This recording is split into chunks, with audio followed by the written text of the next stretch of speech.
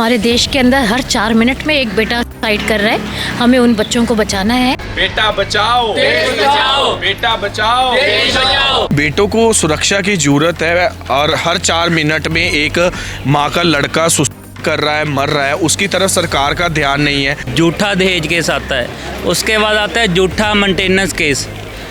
ते थर्ड जो ज़्यादातर एलिगेशन लगता है कि मेरे ससुर ने, मेरी सास ने मेरे को मार के घर से निकाल दिया। मेरी वाइफ मेरे ऊपर 2 लाख रुपए महीने का मेंटेनेंस मांग रही है, ठीक है जी। और इतनी तो कोर्ट के जज की भी सैलरी नहीं होती, किस चीज़ की मेंटेनेंस।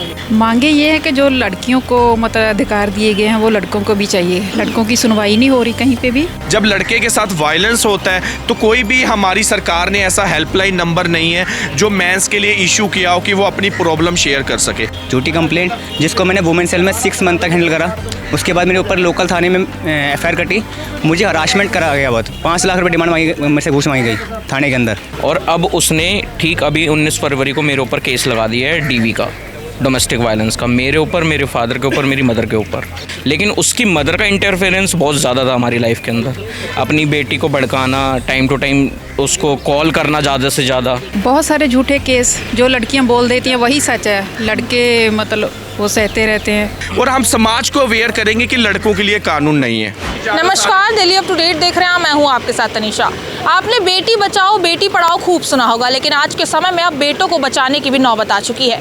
यहाँ पर आप तमाम लोगों की भीड़ देख सकते हैं। दरअसल आपने देखा ही होगा कि किस तरीके से बेटियों की सुरक्षा के लिए कई कानून बनाए गए हैं, लेकिन वहीं पर आज के समय में जिस तरीके से जो है कानूनों का गलत इस्तेमाल कर कर कुछ लड़कियां जो है फेक केसेस लगाकर जो है लड़कों को फंसाती है, और जब तक जजमेंट का टाइम आता है, जब न्याय का टाइम आता है, तब तक वो लड़का टूट चुका होता है। अब यहाँ पर उसी की मांग को लेकर जो है तमाम लोग आपको नजर आ रहे होंगे। सिर्फ पुरुष नहीं, महिलाएं भी जो है आज यहाँ पर लड़कों के हक में खड़ी हैं। यहाँ पर सभी के हाथों में एक बैनर आपको नजर आ रहे होंगे जहाँ पर लिखा हुआ है क्या बेटे सुरक्षित है।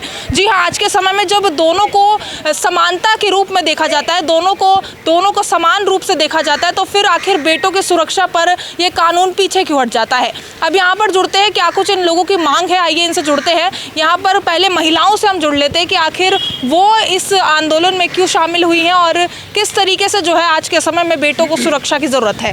क्या नाम है आपका? कमलजीत कौर। क्या बोलना चाहेंगे आज जो प्रोटेस्ट है और क्या मांगे आप लोग?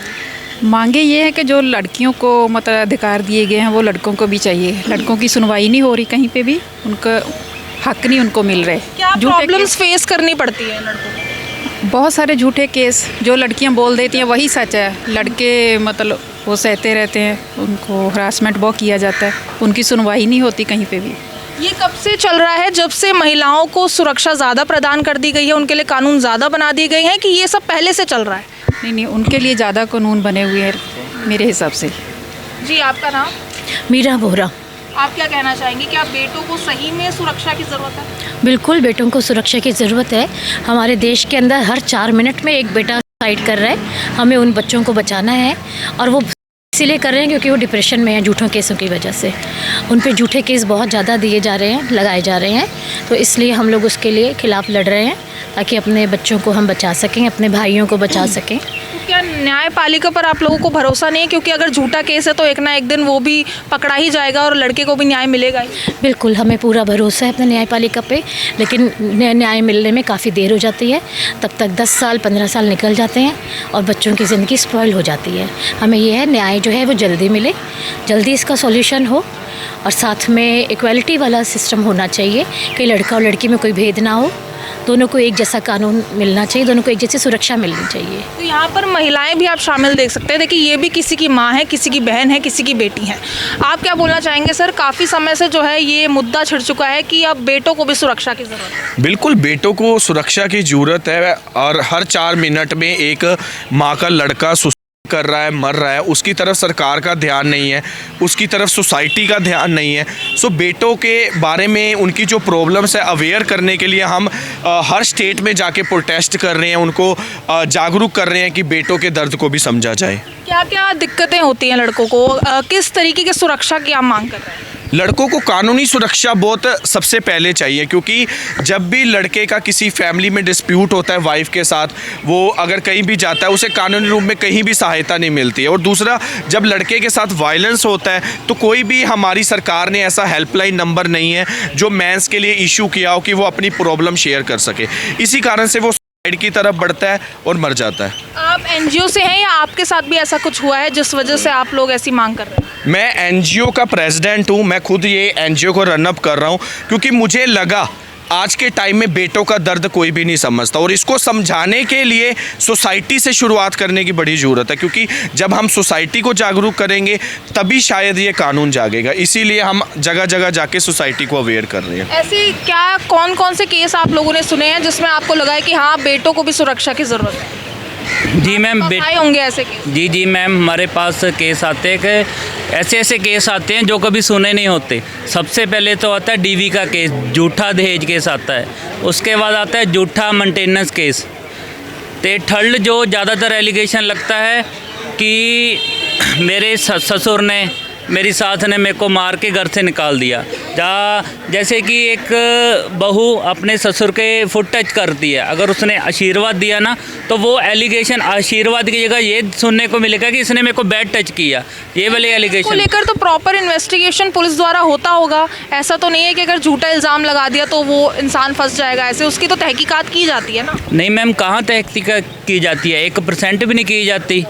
अगर इन्वेस्टिगेशन होती तो मैम आज हम यहाँ ना होते, क्योंकि बिना इन्वेस्टिगेशन के झूठे हजारों लाखों केस जो कोर्ट कचहरियों में चल रहे हैं, जिन्हें 8-8 10-10 साल लग जाते हैं, लड़के को न्याय नहीं मिल पाता। आज हमारी दिल्ली की टीम, दिल्ली से जो टीम लीडर मीरा मैम है, उनकी देखरेख में आज ये दिल्ली में हमने प्रोटेस्ट किया। नेक्स्ट जम्मू में जाएंगे, अलग अलग स्टेट में जाएंगे और हम समाज को अवेयर करेंगे कि लड़कों के लिए कानून नहीं है। मेरे क्या हुआ था? मेरे ऊपर झूठा दहेज केस लगा हुआ है। दहेज केस झूठा लगा हुआ है, हाँ और जी। वो केस कब से चल रहा है? वो केस अभी मेरे को कोर्ट में नोटिस आ चुके हैं, जबकि बिना इन्वेस्टिगेशन के हमारे ऊपर एफआईआर हो रखी है। आप कहना चाह रहे थे ना अभी कि मतलब कि न्याय मिलेगा। एक झूठी कंप्लेंट के बिहार पे एफआईआर क्यों हो रही है? नहीं होनी चाहिए ना। इन्वेस्टिगेशन नहीं हुई, सीधा एफआईआर? सीधा एफआईआर, और प्लस सबके नाम, घर वालों के। 3 साल मैम। आपके पूरे परिवार का नाम लिख दिया? हाँ जी मैम। अच्छा, आप क्या कोर्ट में जा चुका है? हाँ जी मैम। तो लव मैरिज थी, अरेंज अरेंज मैरिज मैम। ये दहेज वगैरह का आपकी तरफ से कभी दहेज मांगा गया था नहीं या मैम। फिर ऐसे ही झूठा? झूठा। उसको रहना नहीं था मेरे साथ, वो अडल्ट्री में थी, वो चली गई थी। उसके बाद आने की उसने कोशिश करी, मैंने मना कर दिया। मैंने कहा जिसके साथ थे वहीं जाओ। अच्छा, शादी नहीं करनी थी तो फिर क्यों शादी? फिर क्यों शादी करी? जब किसी और के साथ रहना था फिर मेरे साथ शादी क्यों करी? तो क्या लड़ाई झगड़े की वजह से जो है ऐसा फेक केस करा गया है? नहीं, झगड़े होते थे मेरे। जब उसको मैं पकड़ता था, उसकी चैट पकड़ी है मैंने, उसको मैं बात करते हुए पकड़ा है, तो मैंने इस ब्याज मेरे इससे बहस होती थी। फिर वो घर चली गई थी, घर भी वो आराम से गई थी, कोई इशू नहीं था, कोई लड़ाई झगड़ा नहीं था। उसके बाद वो खुद नहीं आई, फिर वो गाली गलौज करना, बदतमीजी बोलना माँ से, ठीक है। फिर उसके बाद मेरे पर 498 कर दिया, झूठी कंप्लेंट, जिसको मैंने वुमेन सेल में 6 मंथ तक हैंडल करा। उसके बाद मेरे ऊपर लोकल थाने में एफआईआर कटी, मुझे हरासमेंट करा गया बहुत। 5 लाख रुपये डिमांड मांगी, मेरे से घूस मांगी गई थाने के अंदर एफआईआर रोकने के लिए, लेकिन एफआईआर नहीं रुकी। उसके बाद भी अब कोर्ट में चार्जशीट लग चुकी है। आपकी बात नहीं सुनी जा रही? नहीं, कहीं नहीं सुनी जा रही, कहीं भी नहीं। कोई और भी है ऐसा?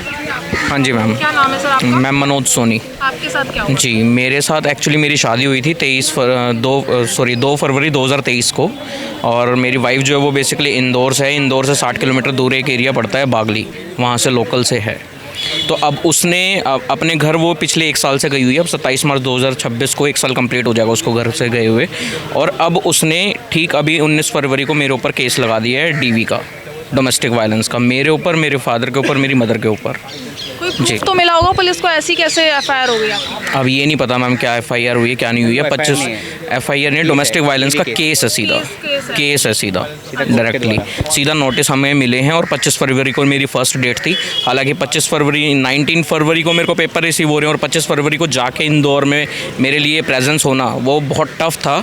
इतनी दूर 800 साढ़े 800 किलोमीटर दूर जाना कोई पॉसिबल नहीं है। कि ऐसा डोमेस्टिक वायलेंस का आप पे केस कर दिया? वो तो मैम उसी को पता होगा क्या हुआ है क्या नहीं हुआ है। हमारी तरफ से तो सारी चीज़ें बिल्कुल ठीक चल रही थी। इनका था कि एक्स्ट्रा मैरिटल अफेयर चल रहा था इनकी वाइफ का, आपका भी कुछ ऐसा था कि आपकी मैम वाइफ भी आपके साथ खुश एक्चुअली मेरी वाइफ मेरे साथ खुश थी, बट एक्चुअली जो बीच में जो उसकी मदर है वो हमारी लाइफ के अंदर बहुत ज़्यादा इंटरफेयर कर रही थी। मर्जी से शादी हुई होगी दोनों परिवार के। हाँ बिल्कुल, दोनों परिवार की मर्ज़ी से शादी हुई है, लेकिन उसकी मदर का इंटरफेरेंस बहुत ज़्यादा था हमारी लाइफ के अंदर। अपनी बेटी को भड़काना, टाइम टू टाइम उसको कॉल करना, ज़्यादा से ज़्यादा 2-2 3-3 घंटे अपनी बेटी से बात करना, तो इतना ज़्यादा किसी में अगर लाइफ में इंटरफेयर करोगे तो कहीं ना कहीं घर बिगड़ेंगे ही। मैक्सिमम केसेस लड़कियों की तरफ से स्टार्ट किए जा रहे हैं, लड़का तो कभी जाता ही नहीं है कोर्ट के अंदर। ये जो एक मुद्दा है जो बेसिकली फैमिली वाला, इसके अंदर कोर्ट कचहरी वाला तो मुद्दा होना ही नहीं चाहिए। दोनों परिवारों को आपस में बैठ के सुलह करनी चाहिए सबसे पहले। अगर वो सुलह नहीं हो रही है देन उसके बाद कोर्ट का रुख करना चाहिए। देख सकते हैं यहाँ पर कुछ पीड़ित भी थे जिनसे हमने बात करी। सर, आप क्या कहना चाहेंगे? कई केसेस आप लोगों के पास आते होंगे, क्यों इतनी डिमांड है बेटों की सुरक्षा की? Ma'am, it become a business. जो लड़की पहले ही अडल्ट्री में है, उसका जो भी लड़का होगा जहाँ लड़की होगी, वो उसको बोलेगी तू शादी कर ले, 10-15 दिन के बाद आ जाइयो, अब तेरी परमानेंट पूरी ज़िंदगी के लिए पेंशन लग गई। मेरी वाइफ मेरे ऊपर 2 लाख रुपए महीने का मेंटेनेंस मांग रही है, ठीक है जी। और इतनी तो कोर्ट के जज की भी सैलरी नहीं होती। किस चीज़ की मेंटेनेंस? 2 बेटे हैं मेरे, दोनों बेटे मेरे साथ रहते थे। अब उसको पता है मेंटेनेंस मिलेगी नहीं क्योंकि वो जॉब कर रही है, तो पहले एक बेटे को लेगी, फिर दूसरे को लेगी। उसके पेपर चल रहे हैं। और मेरा बेटा बहुत इंटेलिजेंट है, 93.5% नंबर लिए। उसकी मैं डबल कोचिंग रखाई हुई है सेम सब्जेक्ट की, ताकि उसको मैंने डॉक्टर बनाना है। मेरी फैमिली में सारे डॉक्टर हैं, मैं इंजीनियर हूँ, बाकी सारे डॉक्टर हैं। पूरा उसको तैयार करा हुआ था। उसके पेपर चल रहे थे, आके उसको ले गई। मैं कहा इसका फ्यूचर क्यों ख़राब कर रही हो? आप रहे तो जिसके साथ रहना रहे, लेकिन इसका फ्यूचर क्यों ख़राब कर रही हो? मेरे बच्चों को तो पलने दे। मैं पाल रहा हूँ, मैं कुछ नहीं मांग रहा। आप सैलरी लेते हो, कुछ भी करते हो, मैं कर लूँगा। लेकिन वो ले गई ताकि मेरे को मेंटेनेंस से ज़्यादा मिलेगी अगर बच्चे मेरे पास होंगे। उसको कोई मतलब नहीं है फ्यूचर से बच्चों के, उसको कोई मतलब नहीं है मेरी लाइफ से, घर से या मेरे रिश्तेदारों से कि मैंने जाना, मैंने उसी के साथ रहना। मेरे को तो सारे लोग बोलते हैं मैं उसी के साथ रहना। क्योंकि आगे आने वाले समय में हो सकता है हमारे बच्चों के साथ ऐसा हो जाए, इसलिए हमें एनजीओ में आना ज़रूरी है ताकि इस चीज़ को यहीं पे रोका जा सके। आगे जो लड़के हैं वो इन केसों से बच सके, बिल्कुल। दोनों को न्याय मिले जिसके साथ भी गलत हो। बिल्कुल। तो यहाँ पर देख सकते हैं सभी आपको ये जो लोग नज़र आ रहे हैं एनजीओ से जुड़े हुए हैं और यहाँ पर सिर्फ एक मांग कर रहे हैं, बेटों की सुरक्षा।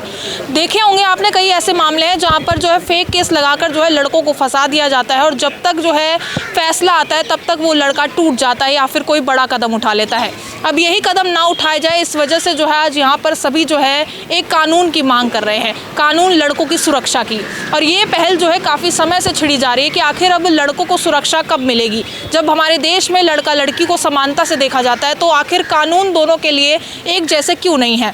अब यहाँ पर देख सकते हैं कुछ ऐसे भी थे जिनका ये कहना है कि उनकी वाइफ ने ही उन पर जो है फेक केस लगा दिया। डोमेस्टिक वायलेंस की बात करें या फिर डाउरी की बात करें, ऐसे केसेस लगाकर ना जाने जो है कितने पुरुषों की लाइफ जो है ख़राब हो जाती है, इसका अंदाज़ा लगाना काफ़ी ज़्यादा मुश्किल है। अब यहाँ पर जैसे जो बैनर्स आप सबके हाथों में देख सकते हैं, सिर्फ बेटा की सुरक्षा की बात कर रहे हैं, सिर्फ अपनी नहीं आने वाली पीढ़ी की बात कर रहे हैं कि आखिर उनके साथ ऐसा कभी ना हो। तो यहाँ पर पूरी खबर आपको तक पहुँचाई है।